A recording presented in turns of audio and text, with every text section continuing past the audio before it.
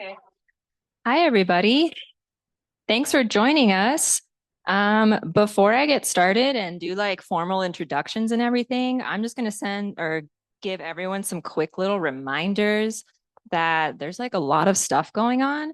Later in the month, on February 21st, we'll have a free workshop where you can come make a fun little charm bracelet inspired by the work of Georgina Treviño. So you could come check it out.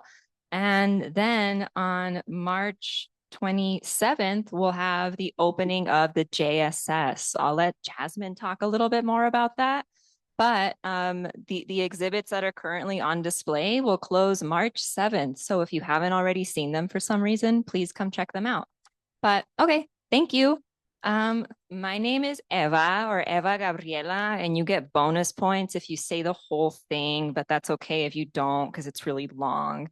But I'm the education and outreach coordinator here at the museum, and we just wanted to create a space where professors and faculty could share about the work that they do, and where like art admin rock stars like Jasmine could talk about what that kind of looks like on the other side of receiving proposals and organizing exhibits and all of that. And hopefully you all have questions to ask us because I think that'll make it more fun. But okay, I'll start with Jasmine. Jasmine Herrera at the end is a native New Mexican, originally from Tularosa, New Mexico. And today she currently serves as the art museum manager here at the UAM. And very soon she'll be taking over as the interim director at the UAM. So congratulations to Jasmine. She's worked for over a decade in roles spanning exhibition management, coordination, financial planning. She has a bachelor's of arts and art history from here at NMSU, and her work centers on supporting contemporary curatorial practice, large-scale exhibition production, and mentoring emerging artists and museum professionals. During her time at the UAM, she's managed and produced numerous exhibitions, which include regional, national, and international artists, and has helped secure significant support from the organizations, which include the Andrew W. Mellon Foundation, the National Endowment of the Arts. Since 2021, she's also taught a specialized art museum internship course each spring, where she guides undergraduate students through hands-on museum experience and exhibition best practices. And maybe we'll get to hear a little bit more about that today. Going down the line, John Dickinson received his bachelor's degree in art and philosophy from Colorado State University and his MFA from Southern Methodist University. His work explores questions surrounding the relation between image and object and negation's effect on signification. He has exhibited at various venues all over the place. He's very busy, including Grounds for Sculpture and Salt Lake Art Center, the Sculpture Center, the Dayton Contemporary, and the Cincinnati Contemporary Art Center, all very cool places. And then Craig Cully grew up in the suburbs of Philadelphia, where some of his earliest influences came from the area's long-standing tradition of realist painters. He graduated with a BFA degree from Temple University's Tyler School of Art and earned an MFA from the University of Arizona. Cully's work has been featured in gallery and museum exhibitions throughout the United States and in Mexico. He's also everywhere. His work is part of the permanent collection of the Boise Museum of Art, the Tucson Museum of Art, the University of Arizona Museum of Art, and the University of Sciences and Arts of Oklahoma. The Lord Dickinson Gallery, sorry, I thought I was going to mess that up, at Susquehanna State University, and the Museum of Art at Texas Tech University. The list goes on and on and on. So thank you so much to our panelists for being here, and thank you all for being here. Okay. I'm doing a great job, so I love when people applaud for me. And like I said earlier, I think this would be more fun if we had input from the audiences. So before I have questions, do any of you have questions? If you're shy, that's okay. I have backup. Okay. Then I think it's good that we can start with some basics, because something that we want to do with this event is to provide provide some information for the JSS, which is coming up very, very soon. So, Jasmine, yeah, go for it. Jasmine, can you tell us, for anyone in the room who might be new or might have not heard of the JSS before, what is it? Yeah, so the JSS is the Juried Student Show. It's been happening at NMSU. I think I counted like 5 years ago, and it's nearly 50 years in the making, which is very exciting. Juried student shows happen at a lot of universities all over the country. It's pretty common. It's an opportunity for students on campus to exhibit in that institution's museum or gallery. We have a long history, like I said, here, and we open it up to students from all over campus. So if you're enrolled in one credit, you can apply to the Juried Student Show.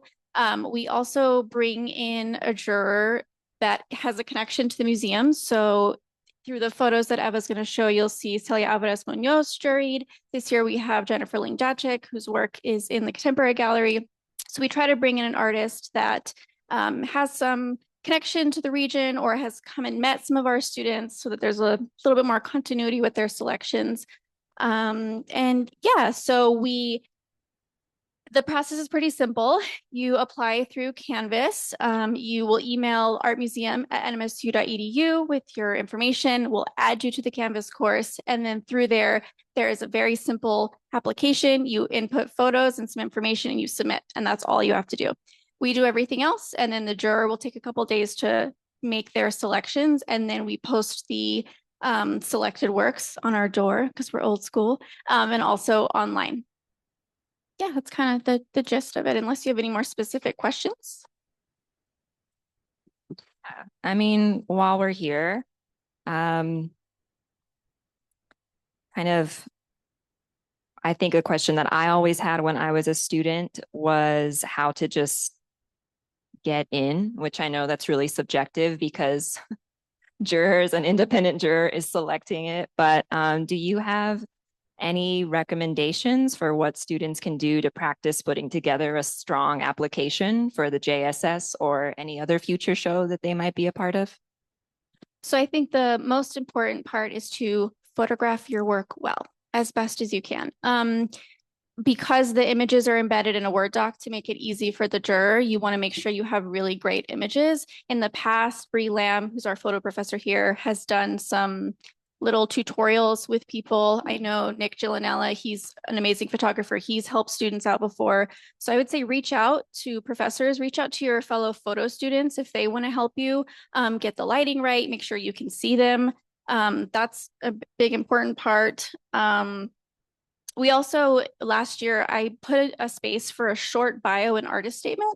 I felt like that might help the juror get a little bit more context for some of the works. That was kind of the feedback I was getting, is they wanted to know a little bit more.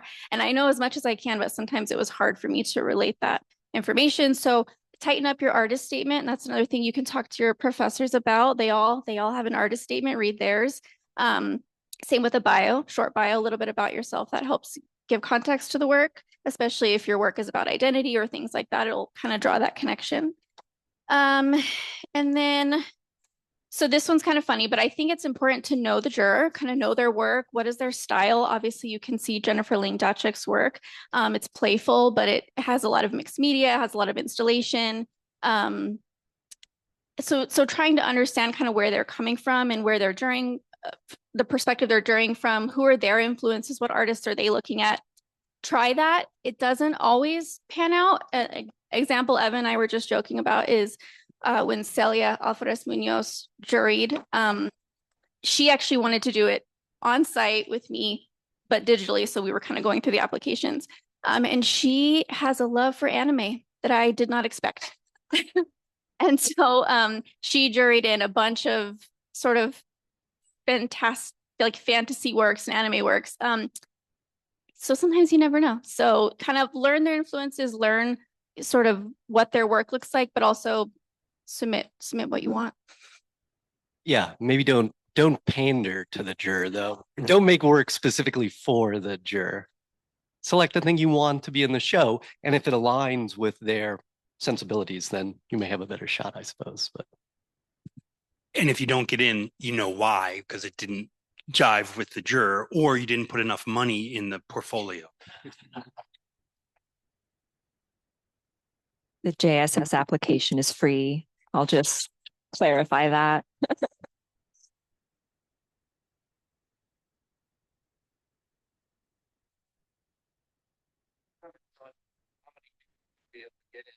you have any sense as to how that's, is it by sort of, we're going to get about this many, the jury have any of those kind of guidelines, or do they pick whatever they want? And if it's only 10 pieces, that's all it is. No, I won't let that fly. So they have pretty free reign of what they can choose. I would say, I mean, last year I think we had 120 applicants, and I think 40 to 50 students got in. It depends on the size of the work. It depends on if they've chosen any installations. They're not too worried about the layout and the how we're going to design the show. I kind of don't put that pressure on them. If I encounter issues with what was selected, or I need to kind of consult them on, well, we have this big, installation. How do you feel about pairing these works? I'll work with them on that. But I would say it's a safe bet that like 40 to 50 works will get in, and sometimes students have multiple works get in.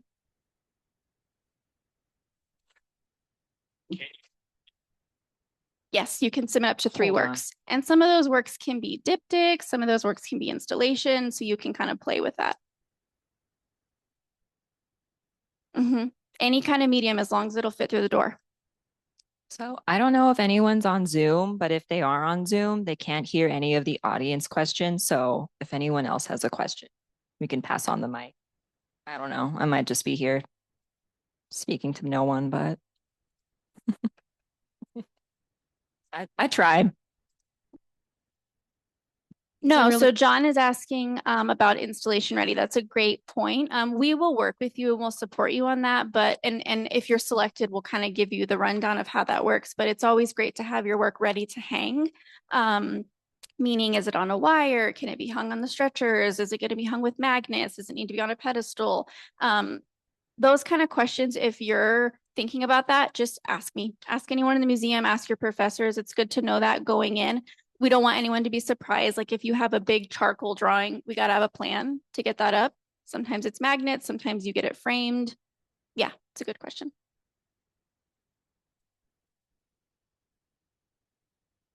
There is not a theme. So like I said, because we leave it up to the juror, sometimes we'll try to draw connections with their work in terms of like the design aspect of the show, but there's not an overall theme. No.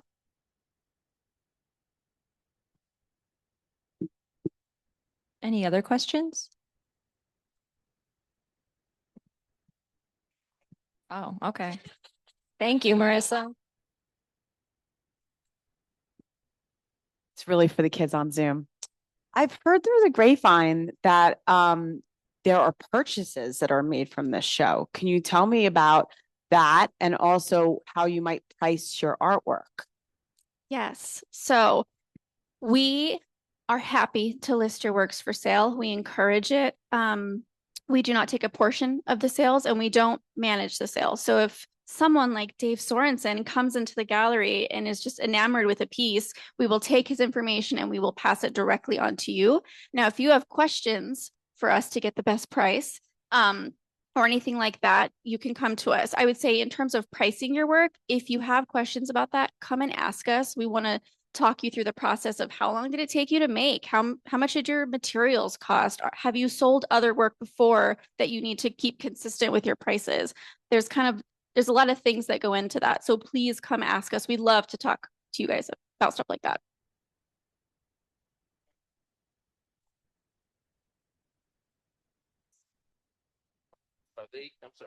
Are the professors here in the art department, are they kind of actively working with students to say, this is an opportunity to learn how to do this, and deliberately kind of explaining things like the pricing and the installation, all of that activity to the students? Is that kind of I hope they are, but I'll let them answer. right? Yeah, we are. Okay. In fact, last night we had a pretty thorough conversation. Marissa Sage came and visited a class, and we really got into the nitty gritty. That happened within the curriculum of a class that I'm teaching. I suspect it happens a lot on a more kind of organic basis too. Yeah, I think John's correct. And I also implement it in all my classes. It's a requirement for them to do in the spring semester. So if they're in my class, they have to submit at least one work. And then if they end up getting in the show, then I definitely work with them if they have questions and I let them know I'm available. And we've troubleshot a lot of things over the years. So yeah, it's a really good question though. Super important to know that, if you have any interest, if you're in my class, you're definitely doing it. And if you get in and you need some help, I'm here for you, of course. So good question though. Yep. Yeah, and Marissa mentioned the purchase award piece. I believe there's going to be multiple awards coming from different sources, organizations. Could you talk a little bit about that? Yeah, so that's one exciting aspect of the show is that we work really hard to get donations to fund awards that go directly to the students. In the past, we've kind of gone back and forth, and I've finally got it to a place where you get the money. They used to try to go through Scholar Dollar and it would go on your account, on and on. But now, if you get an award, you get the actual money. Last year, I think we gave out close to $7,000. Specifically, the Purchase Award is funded by the Mary Labaugh Purchase Award. And recently, we've got the NMSU Foundation to kick in a little bit of money so that we can get more than one piece. I think last year we got four. We got 4 pieces. And what that means is that those students' works become part of the NMSU permanent art collection, and they can now list on their resumes and CVs that they are in a professional museum collection. But the awards range anywhere from $50 to $800. I just have a short anecdote regarding that collection point is as a mature artist now, I'm starting to realize the significance of having your work in a museum collection. We work so hard as artists to make this stuff. And then, as a young artist, it was all about the sale. And I sold a lot of work. I was very fortunate. And now all of my collectors are dying. And you know what's happening to the work? It's just dying too. It just goes in the trash. Their children don't want it. So having it in a museum collection is really important because it's going to be cared for and looked after and seen for years to come. So it's kind of a critical thing, really more than just your ego. It's your art's life. How recently does thank you. How recently does the work have to be made, and does it have to be made during a class or a part of a curriculum? So we encourage works to be made within the last 18 months. No, it does not have to come from a class. But I will say, I take walks around the building throughout the year, and I always see paintings up in that hallway that are absolutely beautiful. And I say, God, I hope they're in the JSS, and they don't get submitted. So I encourage you to submit, all 3 if you can. That thing about students in my class too, Crystal, just so you know, it doesn't have to be a painting or a drawing. You just have to submit something. So whatever it is. And also just another note, this is not for art students only, right? This is for the entire NMSU community. So anybody that's a student, if you know somebody out there that's not taking classes or just makes art and is a student in NMSU, please encourage them to apply too. Again, run 1 credit, as little as 1 credit is all they have to be taken. And remember, it's free. Remind him it's free.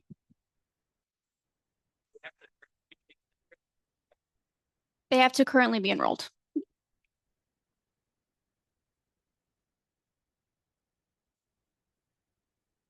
Jasmine, I have a provocation that I'm going to pose like a question. Yeah. Hopefully, she's an art historian. Hopefully this won't disrupt anyone's pedagogy, but if my piece doesn't get accepted in the JSS show, it means I'm like terrible, right? And I'm a terrible person. No, not at all. I will say it is very difficult for me because I see these works come in. I see all of you in the hallways. And when that juror doesn't pick the piece that I want, it breaks my heart too. And it does not mean you are not a good artist. It doesn't mean you are not skilled. Sometimes I'm like, what are they thinking? But that's why we bring in an outside juror so that it is unbiased and that we can say we're not in control of it. But I will say, if you didn't get in and you are motivated, start a Salon de Refusé. If you don't know what that is, it's a show that you can put together, kind of renegade style of individuals who were not selected to be in this very formal gallery setting. And I'll help you. If you come ask me, I want you guys to do that. It doesn't have to be a competition. I think let's work together. So I just want to say, as someone who's known Jasmine now for many, many years, she's been trying as long as I know to get someone to do it. So she is not kidding. Yeah, righteous indignation is a good, motivator, good fuel. Yeah, but be careful. You might want to not work with the institution who rejected you.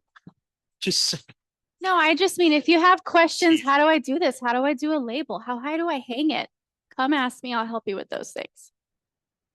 And rejection generally it's worth kind of exposing yourself to that. It's come so common, at least for me, I'm rejected from all sorts. It's low percentages. So it's just like part of it, and the more you get rejected, the more you begin to understand that it's not a personal indictment on what it is that you're doing. So yeah, that's just part of it, I guess.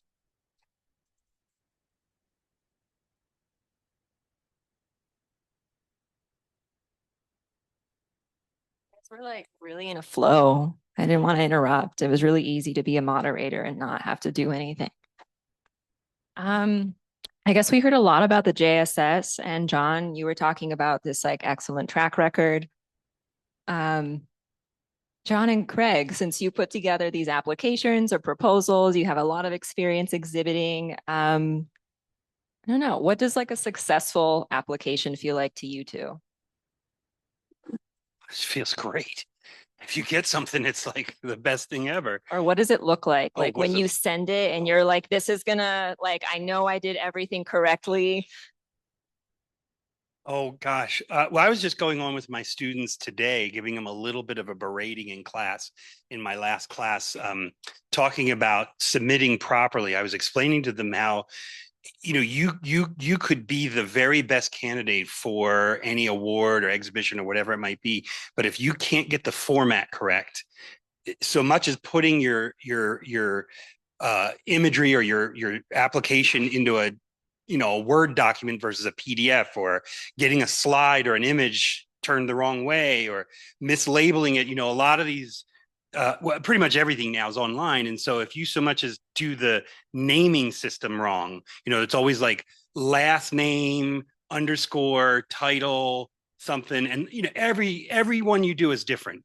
They want a number, they don't want a number. They want the last name, they don't want it. They want the title, they want the dimensions, they don't want it.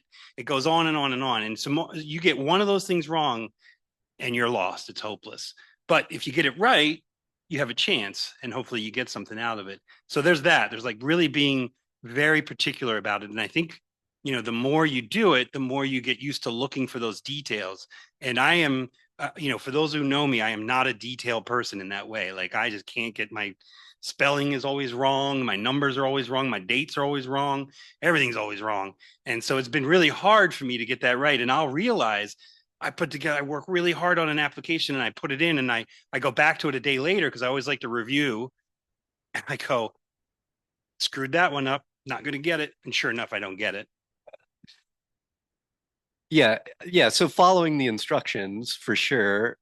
And maybe don't wait till the last minute, which is easier said than done, I think. But if you give yourself a little bit of time, you won't be like operating under pressure, and you can review it, before you send it, sit on it for a night and then review it. Yeah. So. Point out too, in terms of a good packet, what I think would make for a good packet is you have to have really good quality imagery. So, so much of what we're applying for is based on the images we make.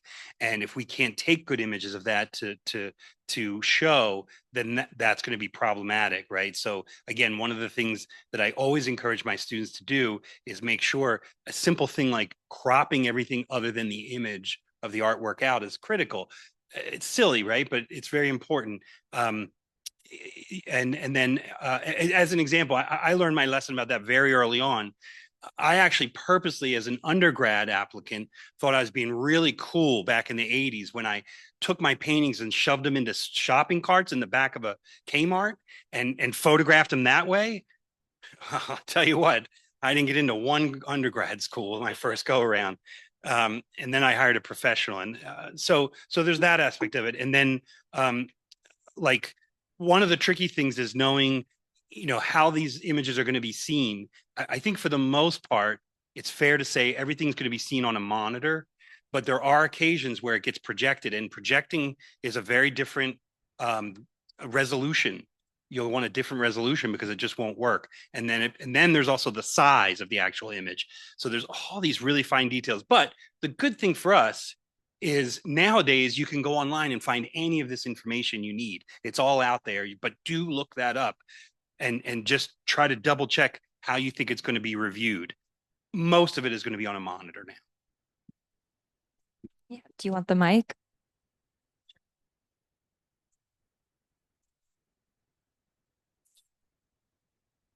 I've heard people mention artist statements a couple of times, and I've written them and rewritten them and rewritten them, and I never know if they're good. What makes a good artist statement? Is it authenticity or brevity or detail? Yeah, I would say brevity is no. Oh, you did? I think brevity is actually oftentimes an asset.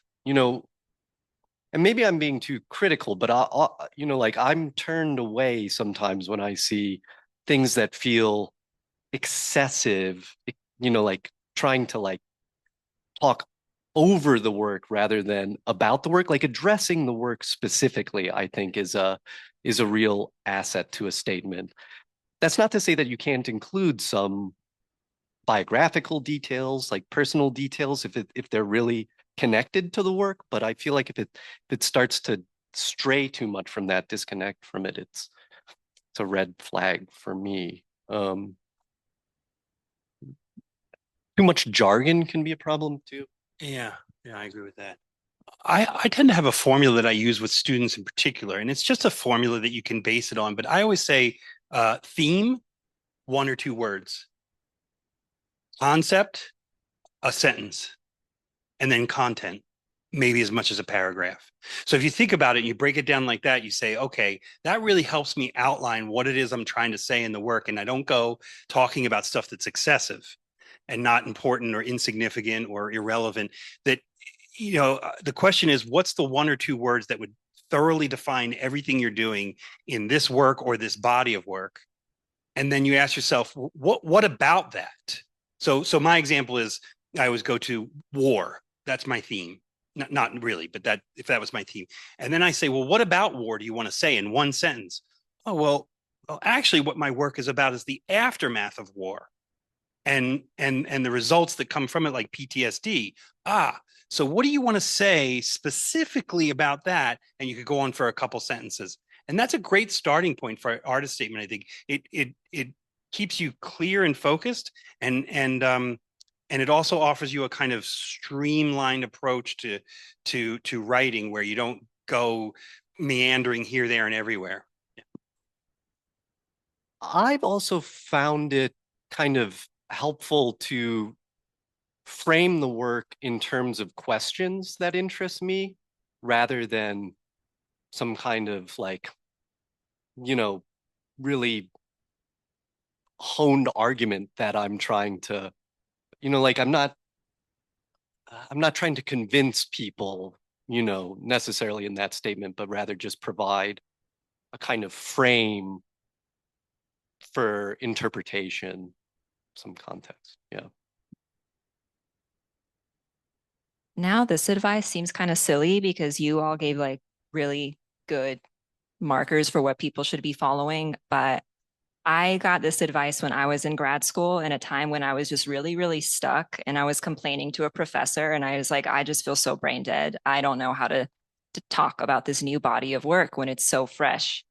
And they told me to find 3 artists that I really, really admired, find their artist statement, and then basically like Mad Lib mine. Like if they worked in, I don't know, if they were paper makers and I was a painter, then kind of change the way I would talk about my work as if it was in their artist statement, if that makes sense. Not to plagiarize, not to copy. You don't want to send that artist statement out, but just to kind of get like juices flowing, get like wheels churning and thinking about what your work is really doing. And I think it's always helpful to look out at what other artists are doing and find like a model, find a standard, see like what's working for other people and how can you make that work for me too. So that's a writing exercise that I sometimes still think about. And I used to assign it to students if they were really, really stuck and they had fun with it. So I recommend that too. I got 3 letters, or one word and 3 letters. Do you know what they might be? Chat GPT. Boo. Another possible kind of like exercise you could do is have somebody else, a peer, like a colleague, kind of like write about your work and you write about theirs. And that might help you arrive at a kind of more objective position about what's happening in the work. So that could be something to try. I've thought about assigning it in classes and have never done it, but. Okay, thank you. Talk. When I said no brevity in relationship to that, what I really would have rather say is like active verbs. And, you're not trying to do something, you're doing it. Believe in yourself in your artist statement. You're not maying, you're not trying, you're not. So like really also, with all of what you're saying is editing yourself or having a friend edit you or having Jasmine or Eva edit you or Craig, because the reality is, I think, especially in the beginning, is you asking questions is great, but you don't necessarily need to be questioning yourself, and that and editing that out would be helpful. I'll say when I opened up the applications to include a bio and art statement, I did that purposefully. So I think it's important to have a little bit of information about yourself and who you are. And then the artist statement speaks to your practice and your work, and that might connect with identity, it might not. But I think some of the trends I saw the first year we did it is that some of the students put a lot of personal information in their artist statement. And sometimes the context made sense, but sometimes it was reading more like a narrative. And you want to do that first. I say do that, get it all out, and then maybe work with a peer and say, okay, what do you think about this? Is this putting out what I want the work to say? And they might say like, oh, let's take out all this part about your childhood, maybe. Because your work should be communicating that without you having to give such a deep context for that. I don't know if there's room for this in the application, but oftentimes in applications, they'll ask for, the kind of standard information about a work, the title and the materials and the size, but also a description, which is separate from the artist statement. So that's another way to kind of provide more information about the work that may not come through in the image and is more specific to the individual piece than the broader statement. So we don't currently do that because I try to keep the application like 3 to 4 pages, but it's definitely something we could talk about and think about. I want to pick up on something Jasmine said about all this personal information and you have to get it out of there. A little anecdote. I was in grad school early on and I was applying to different exhibitions and I got into this really exciting one called Fetish out in California. And they contacted me and I was pretty excited about it. And they said, hey, listen, we're going to have this little trifold brochure. And could you send us an image? And I had already sent them the artist statement. And for some time there, I've been doing these tiny little paintings of these portly, bald-headed men fondling each other and using mirrors and other fetishistic devices. And it turns out the work, as I thought of it then, was about the Freudian notion of the female flesh fetish. So the idea that when a young boy looks under the table and sees the mother's lack, he has to substitute it for something, and it becomes something shiny because it's usually their shoes. And back in the day, it was patent leather shoes women wore, and so on down the line. So anyway, this work had to do with that. And I wrote all about this personal information, deeply personal information about my large mother who would streak from the bathroom to the bedroom at my Oedipal phase. And this flesh she had that overlapped her pubic region was the very flesh that I painted in these paint. I went on and on and on. I didn't even remember what I wrote. And then they say, and send us some addresses we can send the brochure to. And I was like, I don't have, mom and dad should get one. And so should grandma, the uncles, all the family should get one of these brochures. I didn't know they were going to publish the statement, and I didn't even know what I wrote. So embarrassed. Did they at least edit it? No. Oh my God. Lesson learned the hard way.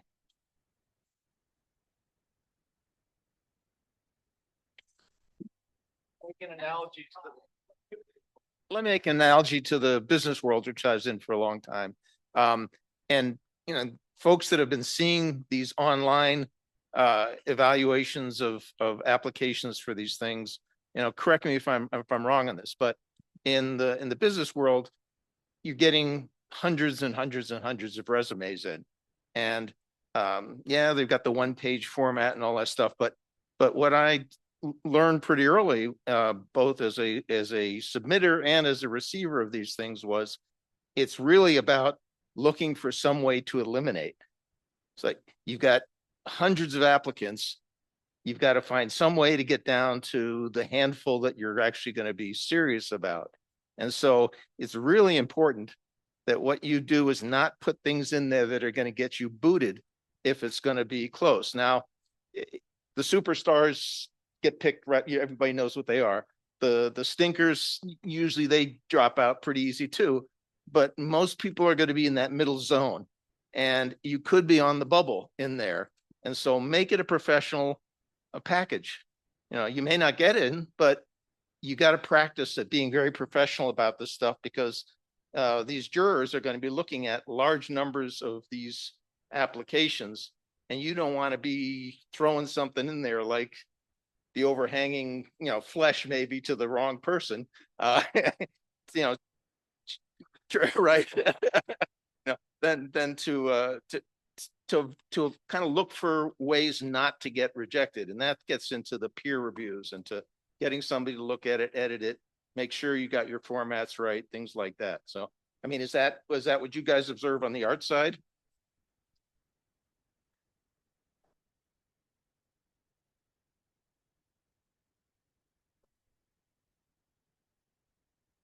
I certainly agree. Yeah, I mean, I think a professional package that doesn't, you don't want to add, you don't want to force things. Like you don't want, I wouldn't encourage you to over design the artist statement or the CV, but a kind of straightforward, clear, professional. Yeah. Because it's really going to probably be the image that does things for you. Right. Allow the images to do the work, right? Yeah. Jasmine, do you want to speak? I mean, I don't go into it looking of how I can quickly eliminate. I think it's more, how can I make things cohesive? And so if you're showing me that you have range and you're able to clearly describe your work and you kind of know what you're doing, I'm excited to work with you. If you come in and your artist statement's kind of all over the place and you're sharing anecdotes and I'm not quite sure how this relates to the work and it's going to be difficult for me to talk about it as a juror, I might go the other way.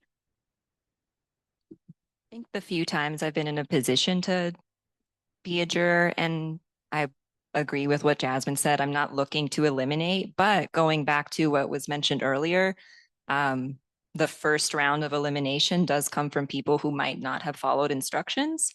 If we asked for a CV and then there was no CV attached, then it was like a rule is a rule. It's not really worth it to see the other thing, to see whatever else was submitted.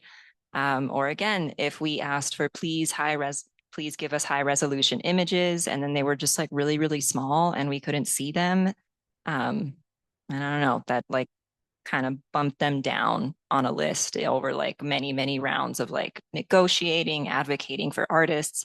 But I don't know, it's following directions, I guess, to make sure you make it through. For the Juried Student Show, we're a little bit more flexible. So what I'm really trying to hone in on is communicating. So if you submit your application a week before it's due and there's a mistake, I'm going to email you and I'm going to tell you exactly what's wrong with it. And I'm going to tell you you need to resubmit it. Or MJ, who's in the audience, who's my intern this semester. So we are flexible. Now, if you submit the wrong thing at 11:58 and it's due at 11:59, we're not going to be as flexible.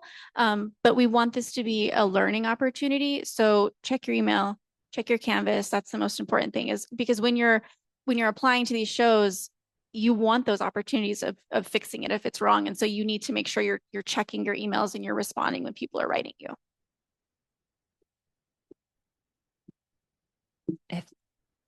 Are there any more questions from the audience? Oh yeah, go for it, John. I see some students out here that are in the BFA capstone class preparing for the BFA exhibition.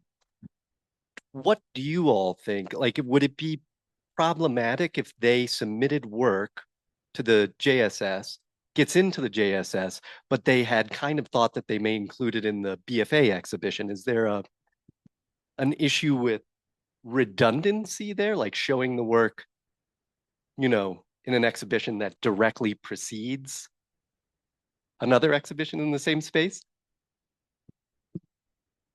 Craig? I mean, as far as it goes for me, the shows are not happening concurrently. I say power to you, get your work into 2 different shows. It's 2 lines on your resume. But we want to be respectful of what you're learning in your classes. And so I would defer to the professors if they think that that's a problem.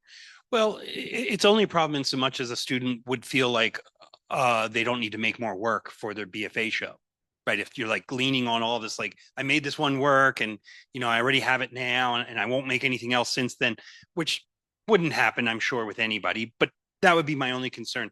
The other thing I would say is that, you know, there's a certain, in my opinion, one of my personal pet peeves or my personal standards is to never show the same work in the same region twice. I just don't do it. So if I showed it in Las Cruces, I'm not going to show it again, you know, in Santa Fe, or I'm not going to show it again somewhere else. I'm just not going to do it.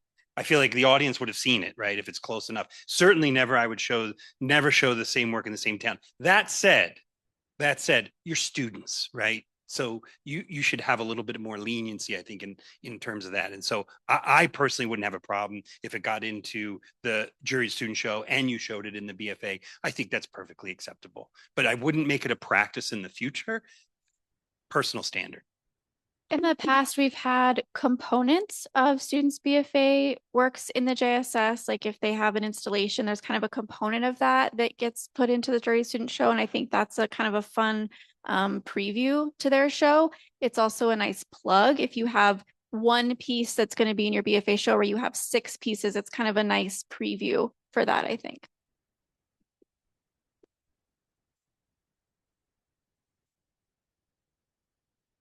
Since we're talking about like exhibiting work and actually being in shows, congratulations, you all made it to a show.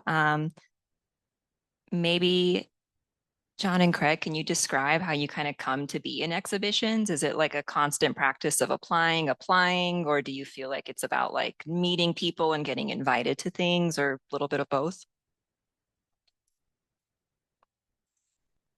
Yeah, I think it's both for me.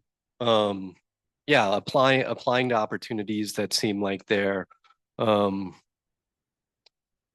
you know, of interest, and maybe will, you know, like advance the work in some way. So being somewhat selective about what I'm applying to, but certainly applying for things. But yeah, no, a lot of exhibition opportunities come about through knowing people, meeting people, developing a network. I don't think you can overstate the importance of like developing connections. So that's a vital aspect, I think, of exhibiting work. Both. I think for me, it's 3 modes I usually think of when it comes to finding opportunities and applying to them. One is online. There's so much online now in terms of different forums. I think one of the primary sources is the Cafe Arts. If you haven't heard of it, you get a free membership to it or whatever. And then they have calls for entry ongoing.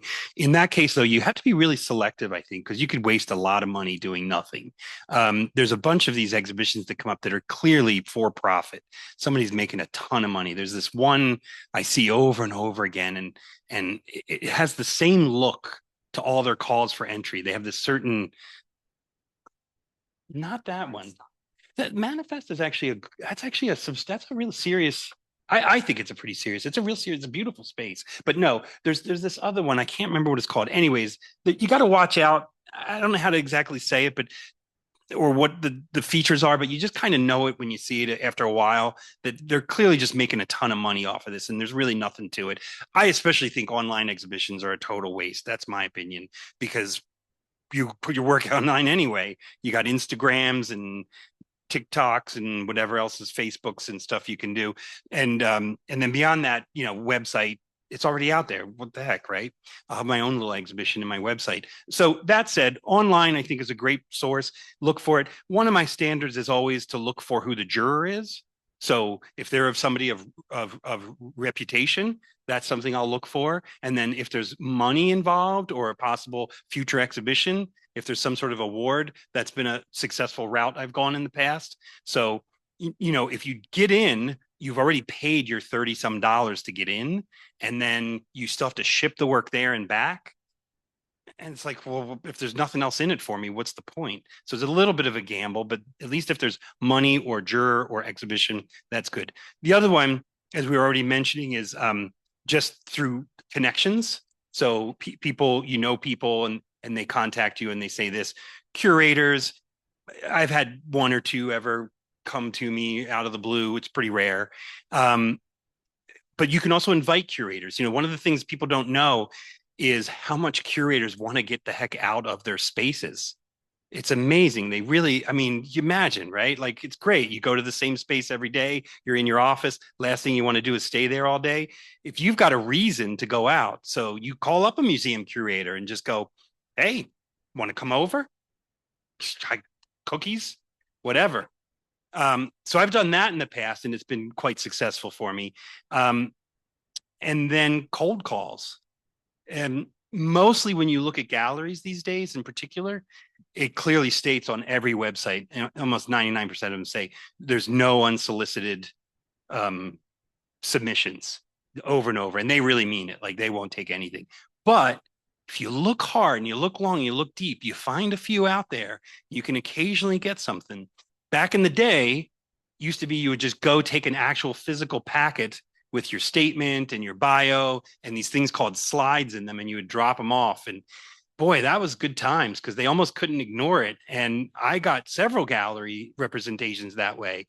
And then ultimately, sometimes you get in one gallery and they take your work somewhere, an art fair or an exhibition they have, and somebody sees it. And there was a time where I was very successful at one gallery would show it at an art fair, and I'd pick up two more galleries. And so it just worked that way. You never know. But again, that goes back to those connections you can make. So I think those are ways you can definitely find opportunities. And then you got to have the materials to submit. And you can make opportunities too. Like, I think that, like, getting a group of people together and finding a space is a great thing to do. Make your own show.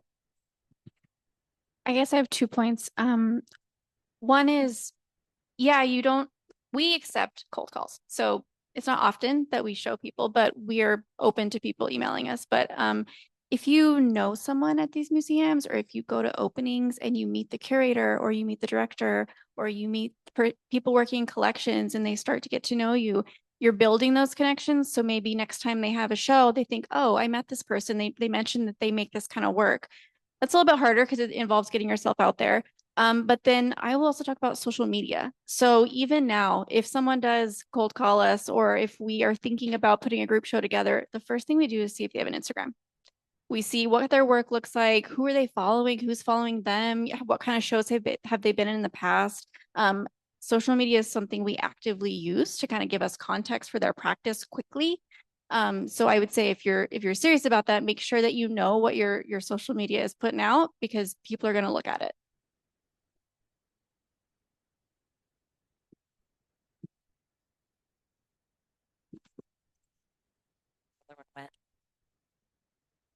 Does anyone have any questions? Is there anyone on Zoom with a question? Maybe, maybe not. I don't know if anyone's there. Thank you to those two people. We're happy you're here.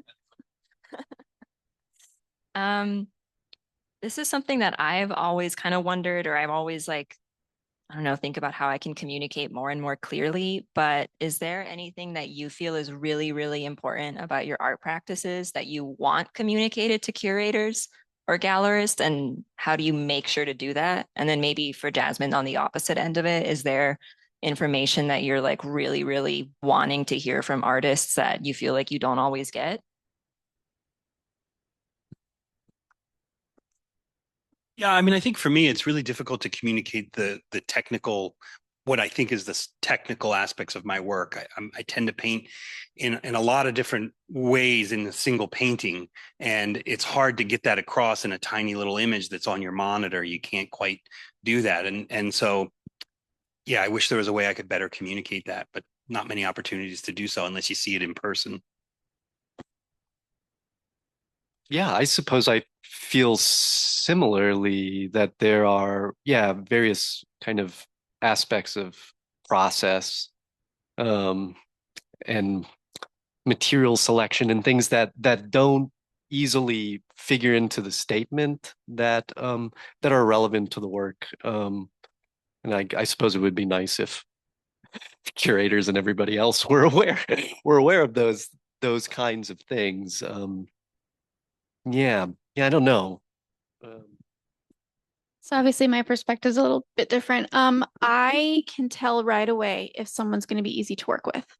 Are they good at communicating? Do they respond back quickly? Do they have meaningful questions? I love working with artists that are fun to work with, that are easy to work with. Not to say that they don't push back or, have things that they want to prioritize, but if they can have these good working relationships with curators and directors and gallerists, and then also that they're willing to collaborate and be a little bit flexible and not so rigid. That is helpful when working with institutions, because if you're working with a curator, they have a vision, right? And so that has to match up with your work. And sometimes it does, and sometimes it doesn't. But the successful collaborations we have are when they can say, okay, well, I have this piece. How about this? Or I thought about maybe one day doing an installation like this. How about this? Versus, oh, you don't want to put this piece. Why? Yeah. So thinking about how can you present yourself as a really good communicator, collaborator, because at the end of the day, we want to enjoy the process on both ends. Jasmine, that's so interesting to hear you say that, because I have always had a hypothesis that's the antithesis of that. I have watched artist friends of mine who are so difficult personalities, I can barely stand to be around them. And I think, why are they so goddamn successful? It's because they're such a pain in the ass to the curators that they just like, okay, I'll just do whatever you want. I'll do it and I'll do it again. So that's interesting. Not here. No. They're persistent. Maybe that's more of like a persistence thing than like a, yeah. I don't know. Maybe. Kind of like threw me off. I had a next question and then I lost it. Does anyone else have a question while I gather my thoughts? Ah, yay, MJ in the back. Where did the other mic go?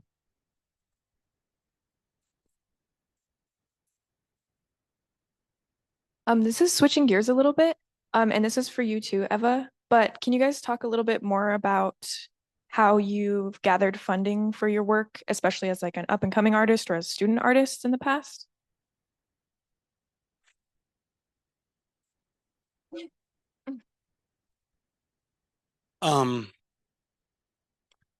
Several avenues for me. One, I was at the end of my grad school program, my thesis show. I don't know what happened or how it happened exactly, and perhaps I'll take a little bit of pride in it, but the whole thing sold out. I walked out of grad school with like zero debt and lots of money in my pocket. I think I had done these series of little paintings, and then I did some, well, slightly larger paintings. Even then they were little by relative size, but I think I had a total of about 80 paintings, and they all sold out. It was just incredible, hundreds of dollars just flowing in.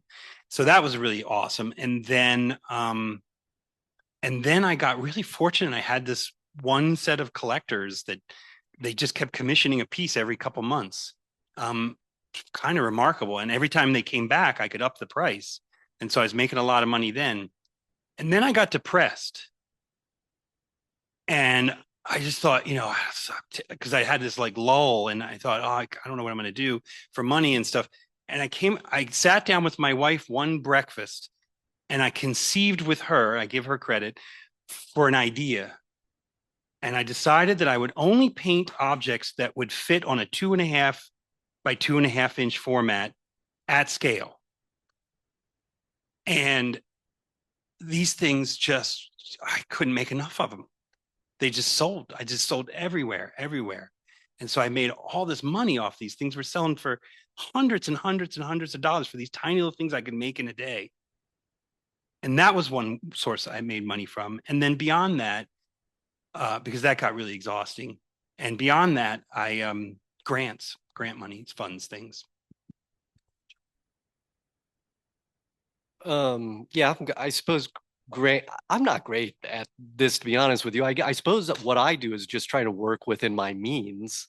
I'm adaptable. I can kind of allow myself to come up with an alternative way of making something that's satisfying, that doesn't necessitate a lot of financial commitment, I suppose.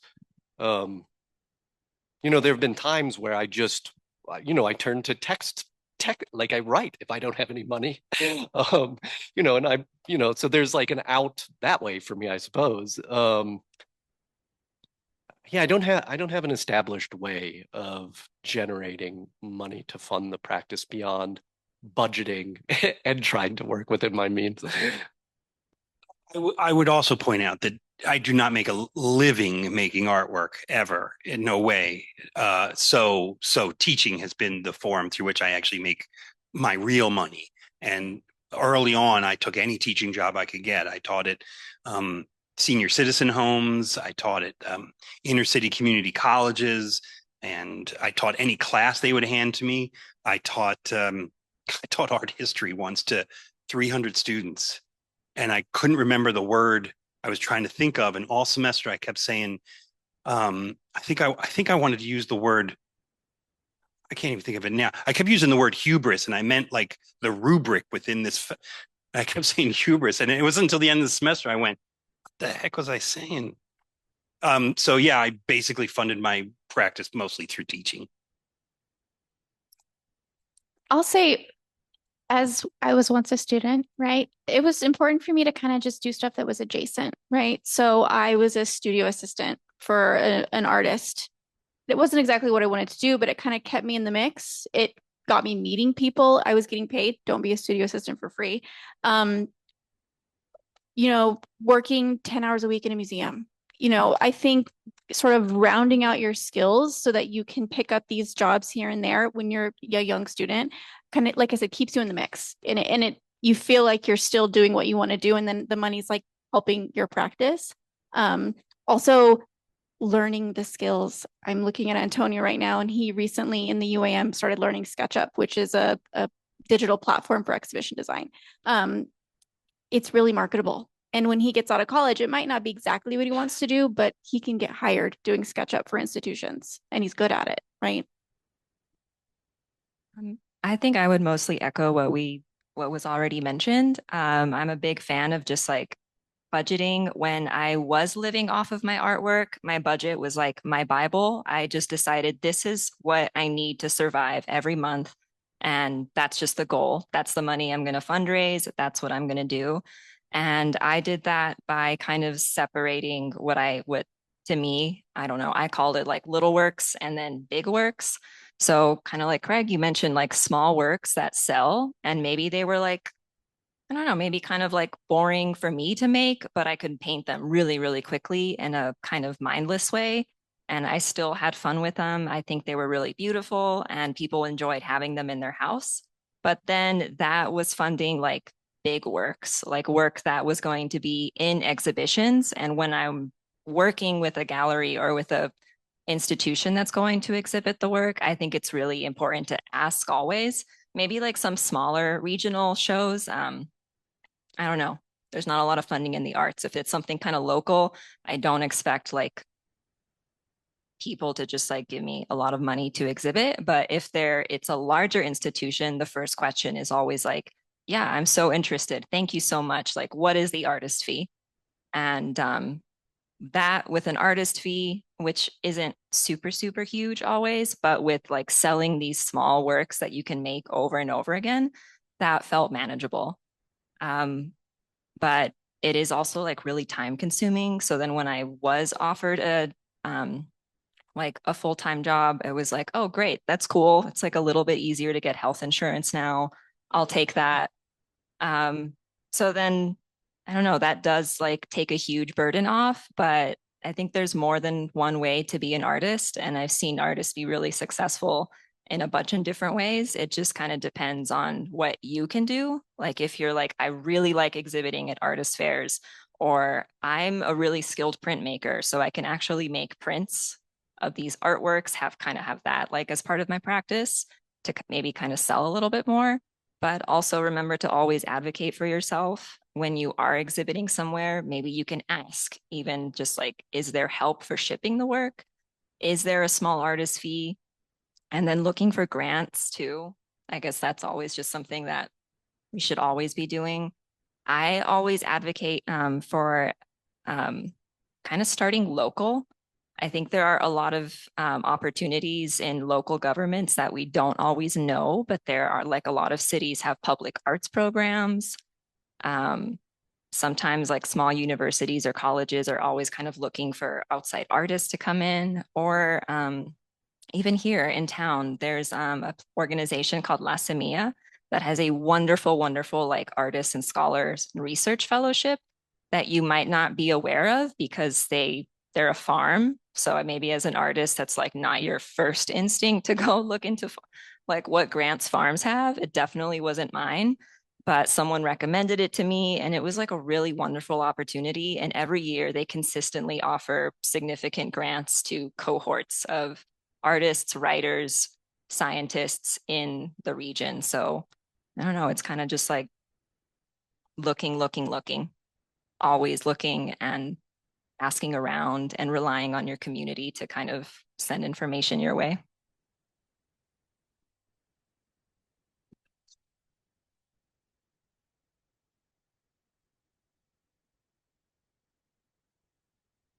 There was an exhibition curated by Veronica Roberts at the Blanton and Radius Books, who gives free books to the library. You can go and check it out. It's called Day Jobs. It was curated 2-3 years ago, and they just gave us the book this year. And it's really great to read the essays by all of the different artists that talk about their day jobs and what they use to fund their work. From, working at the MoMA, which a couple of them did, to being window washers, to being babysitters, because I do think, we talked about this yesterday, right? There's this perception that one should be arts adjacent, which I think is wonderful. Of course, as a museum director, I love it when artists are working within museums. But there's also something to be said about doing a job that you leave and then you go and you do your passion. And you're not necessarily doing or working in your passion because you can leave it and you can go and then you can make your work, which is your passion, and you can fund it. I mean, there are artists in day jobs that were day traders, and I was like, oh my God, yeah. It's like, that's so smart. So I just think again, as a museum director, I want artists working in our museum, but there are ways to do it that are so that you can leave it behind, just go make work, and that is okay. if I can use myself as an example too, if you're passionate about your art, and you find you've got to go and have real jobs and you can't do your work and you're raising families and life goes on, you can wait a long time in your life and still get back into it very easily. If you got that in your genes, it's going to be there. I was really surprised by that. I had to have a whole different career for most of my life. And when I retired, I could go back to doing art again. And it was still there. And now I had the funds to do it the way I wanted to do it. So don't give up hope. You know, it can be very frustrating to feel like, oh, I can't do it because I got to work. Okay, yeah, you got to work, but do a little on the side, do what you can, and have hope that later you'll get more time. It's a marathon, not a sprint. Are there any other questions? I guess we're like kind of towards the end of the hour. I don't know, is there anyone on Zoom? I don't think so. No question. If you're on Zoom, if you have a question, then I'm so sorry. But thank you so much for joining us, everybody.